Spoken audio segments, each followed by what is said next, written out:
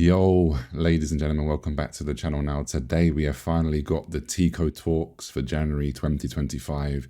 Now, I'm not going to talk for long. We're just going to get into it. We're going to watch. Don't forget to like and subscribe, and let's see what Amazon Games is cooking. Let's see what Tico has to say. So let's just go straight into the video. What's up, gamers? Welcome back to Tico Talks Throne and Liberty. My name's Tico, and I'm the Globalization Design Manager at Amazon Games for Throne and Liberty.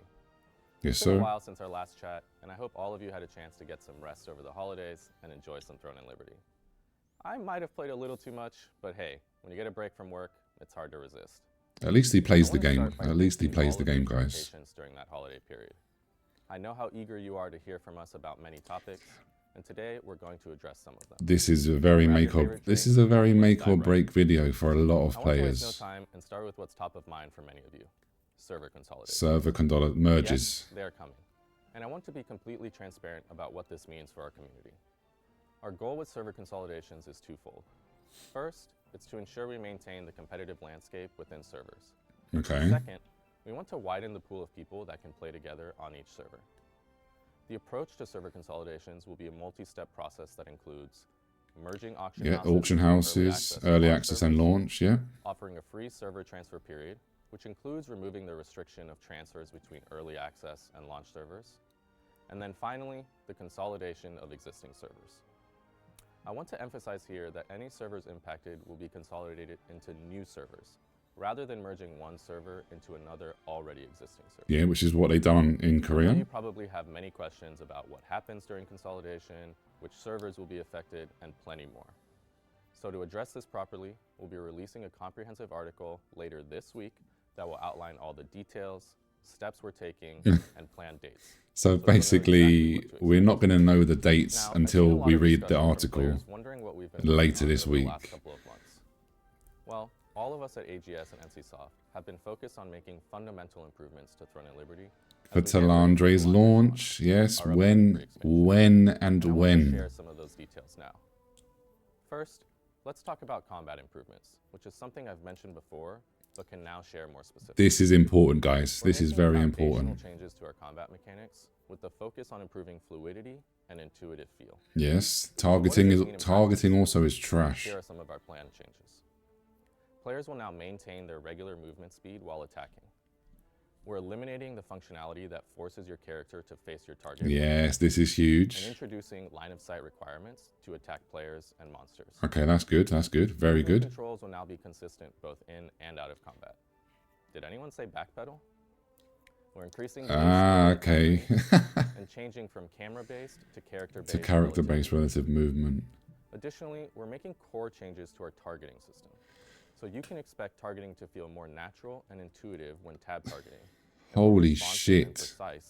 Thank you. It better feel good. Thank you. These changes are going through multiple rounds of extensive testing to ensure we deliver the highest quality combat experience we can.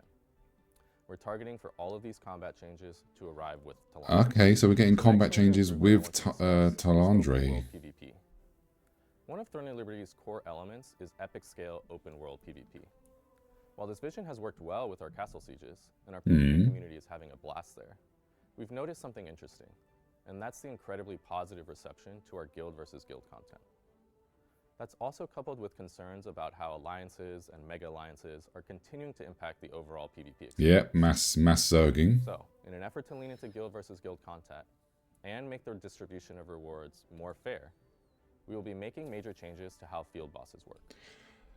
Field really? Bosses will transition from an open world PvP format to a guild versus guild. Similar to what you may have experienced in inter-server Riftstone battles. Guilds will be matched 1 versus 1 in a boss fight. As Throne and Liberty continues to evolve, we want to adapt content to lean into what players are organically. How is that gonna work? How is that gonna work, guys? This is a substantial change. It's a huge change. So look forward to February when we'll share more detailed information. Now I'd like to talk about a few topics that I've seen a lot of speculation about in the community and address them directly, starting with Tier 2 gear. Players will be able to begin acquiring Tier 2 gear at the time Talandre is released. Well, that's obvious, and when Tier 2 gear does arrive, we'll go straight to plus 12. All the way to plus 12 from the onset. Yep. The ability to increase gear to plus 12 will also apply to tier 1 Yeah, to the hard art boss weapons. We know Yes, this. these weapons will also be buffed to match the power of tier 1. Okay, they are getting confirmation that Another they're getting speculative update I wanted buffed. to Confirmation, cover is guys. a new weapon mastery system that many of you have probably heard about from the Korean service. I've seen plenty of guesses for when it will arrive to our service, so I will tell you now that it will also arrive with Talandre. No With all way. this talk about Talandre, I know you No must be wondering, way. when is Talandre coming? Or maybe even, what is Talandre? Well, make sure to tune in to Godspeed's next episode of Eye on Elysium on January 28th. Oh my. So 7 days, guys. I wonder if she's going to drop any other information about So we have to wait another week to get the information We just about covered a tier lot. 2 That's not everything we're working Talandre. Let me highlight some other key improvements in development. First, changes to we are reduce doomed, situations guys. that can lead to toxicity, especially in co-op dungeons. We're also tackling key quality of life improvements, like streamlining inventory management for both regular items and runes. And along those same lines, we're analyzing the game's materials and working to reduce the current material overload that many of you have experienced. And finally, something I know many of you will appreciate. We're expanding the ways you can approach gear progression. Okay. While PvE content is the current primary path for progression, we want to give you more flexibility to progress through the This content guy, you this enjoy is most. needed. This is a Whether must, that's guys. PvE, This is PvP, definitely a or mix of must. both. We're still iterating on the finer points of all of these efforts and their release timing, Okay. but I promise to share more information as we make progress. That's good news. That's Now, good I wanna news. I'm talk happy about with some that. promises we've made to you in previous discussions. Back in October, I mentioned we were working on new UI elements to show contextual information about guild contributions during conflict mode bosses. That change is arriving in just a few days on January 23rd.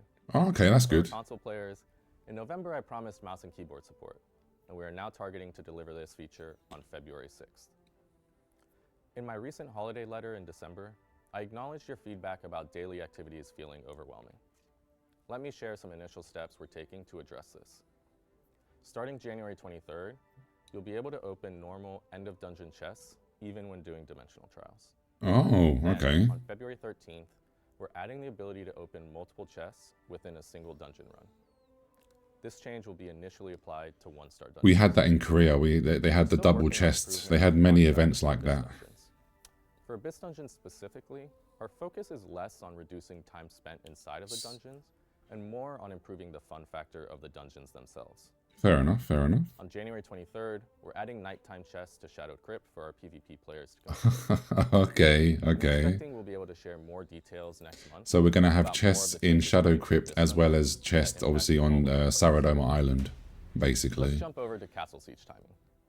Based on your responses to our recent Oof. survey, it's clear that players want sieges to occur later in the day.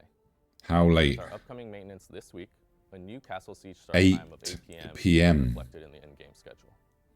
This change will impact the Castle Siege on So January this 26th week's, this Sunday's and siege. all subsequent sieges. Fair enough. And speaking of surveys, I want to remind you how seriously I mean, I didn't care about the time for myself. It's a Sunday, so Sunday afternoon was fine for me. But I appreciate for a lot of other people, the later is better for them. So 8 p.m., whatever. It is what it is. It is what it is. All of our platforms. If you haven't already, please help us out by leaving a review on your game's platform. We're going to continue to do our best to listen to your feedback, action that feedback, and communicate with you openly and honestly. All right, and now that brings And that's us going to our be main it, right? Yeah. Throne and Liberty currently has cooking and fishing, but if you could add any other form of lifestyle content to Throne and Liberty, I'm really curious to hear your thoughts on I this. personally don't really care, Please but I like and reckon a lot of subscribe people are to going to see more like of to these videos. have like a Each housing and every system, comment, which they let are us know apparently down working below on. in the comments. But we'll have to Thank wait you and so see much for how long watching, that's going to take. and I'll see you in Cilicia. Yeah, we'll see you in Silesium. But my guys, my first initial thoughts are I'm not too pleased with what they've said basically. So it's basically there's no real dates on anything. We're going to be now getting the open world PvP for the world bosses is going to be non-existent now. So that's going to be obviously a GVG format, which is fine. It's going to stop the mass guilds, like the mass zergs. It's going to fix that problem. But my concern is, how is that going to work? Are we going to be randomly paired up against, say my guild is a 70-man full-on guild. Are we then going to be randomly paired up against a 10-man guild?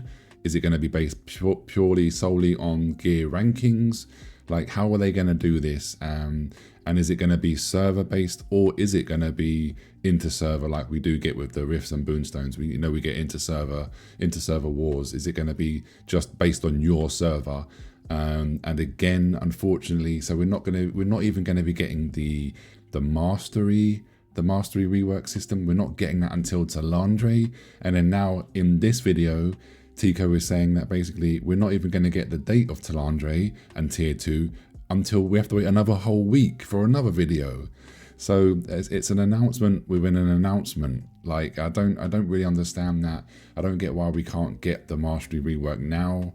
I know there's some bugs with the system, but yeah, I don't know. Like, leave me a comment down below. What are your thoughts on this? I was really hoping for an actual roadmap. We haven't got a roadmap. Maybe next week are we going to get a roadmap? But yeah, I don't know. I have a feeling that the player numbers might drop even more now. There is some good stuff in there. It's not all doom and gloom. The combat rework system, that's going to be great. Like the targeting and the fact that your character's no longer going to be slowed down and you're going to have more free movement. As long as that is working good when it comes out, that'll be a really, really good thing, really good change, because right now targeting is absolutely, it's just terrible. But yeah, apart from that, I can't say I'm super impressed. I'm disappointed, for sure. But yeah, anyway, leave me a comment down below. What are your thoughts? Are you happy or are you disappointed like I am? But yeah, that's going to be it. We're going to have to stay tuned for another week, guys and girls. So of course, as soon as there's more information, when we get the article about the server merges, I'll of course cover that here on the channel. But for now, have a beautiful day. Like, share and subscribe. See you soon. Peace.